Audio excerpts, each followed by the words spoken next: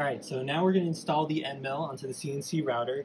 So this is based on what we set up in our software for our different cuts. So this is the Nomad Tools 201, 3 flute, 2.5 inch overall length.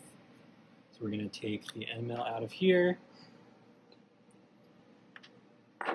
And now moving on to the actual CNC router. So there are two places to loosen and tighten. You have this top piece that you can see is flat on two sides. That you would use this silver wrench, and then you have this black wrench for the bottom nut.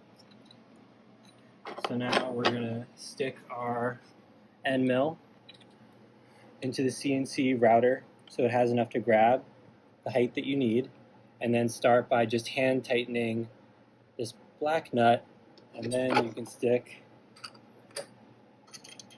these other wrenches on and then hand tighten, not too crazy tight.